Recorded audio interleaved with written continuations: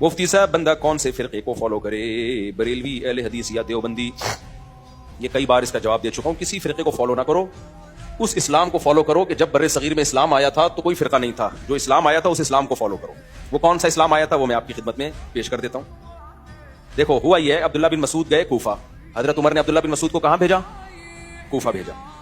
اور حضرت علی نے بھی کوفہ کو اسلام کا یعنی دارالخلافہ بنایا. حضرت علی کے ساتھ 1400 صحابہ بھی چلے گئے جو علم میں بہت پایہ درجے کے تھے. تو کوفہ اسلام کا مرکز بن گیا. سمجھ رہے ہو؟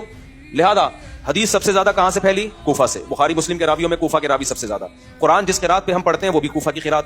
تو اسی طرح قرآن و حدیث سے جو مسائل نکالے گئے جس کو فقہ کہا جاتا ہے وہ بھی کوفہ کا دنیا میں سب سے زیادہ رائج ہوا ہے، کیونکہ حضرت علی اور عبداللہ بن مسعود کے شاگردوں نے کوفہ کو مسکن بنایا. ان کا علم دیگر اصحاب سے زیادہ تھا.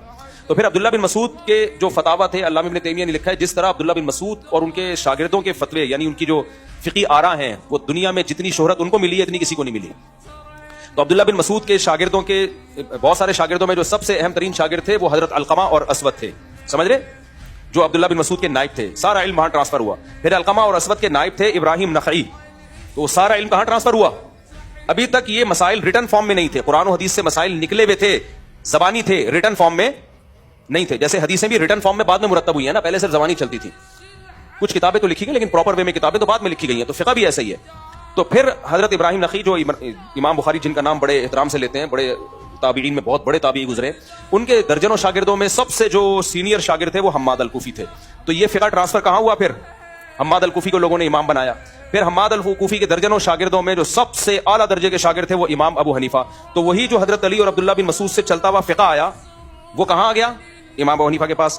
امام ابو حنیفہ کے بہت سارے شاگرد تھے لیکن دو ان میں سب سے زیادہ ٹاپر تھے، امام ابو یوسف اور امام محمد جن کو صاحبین کہا جاتا ہے.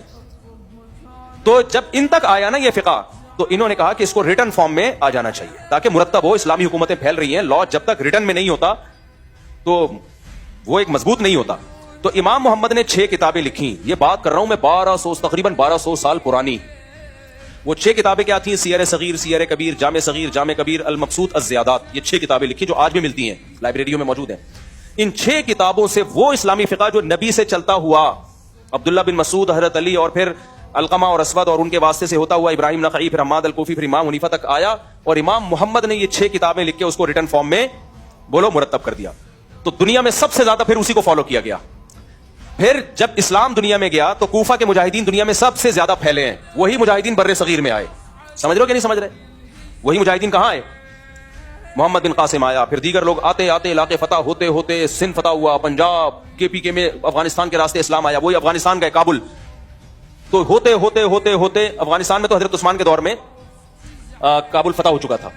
لیکن جو فقہ رائج ہوا وہ وہی فقہ جو امام محمد نے مرتب کیا تھا.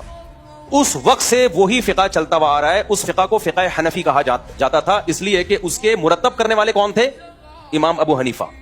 تو وہ امام ابو حنیفہ کا فقہ نہیں ہے، وہ نبی کا فقہ ہے جو چلتے چلتے امام ابو حنیفہ تک پہنچا اور امام محمد نے اس کو مرتب کر لیا. اور مرتب کرنے کے بعد اس کی نسبت امام ابو حنیفہ کی طرف ہو گئی. جیسے قرآن وہی تھا، چلتا چلتا حضرت عثمان تک آیا. حضرت عثمان نے ایک ترتیب دے دی ہے کتاب کی شکل میں جس کو کیونکہ مرتب حضرت عثمان نے کیا تو اس کو کیا کہا جانے لگا؟ مصحف عثمانی. اب لوگ کہیں کون سے قرآن کو فالو کریں؟ تو بھائی مصحف عثمانی کو فالو کرو. اب کوئی کہ میں مصحف عثمانی کو نہیں، میں مصحف محمدی کو فالو کروں گا. ہم کہیں گے بھائی صاحب یہ لفاظی ہے، مصحف عثمانی مصحف محمدی ہی ہے. اس کو عثمانی اس لیے کہا جاتا ہے کہ اس کو مرتب کس نے کیا ہے؟ حضرت عثمان نے مرتب کیا.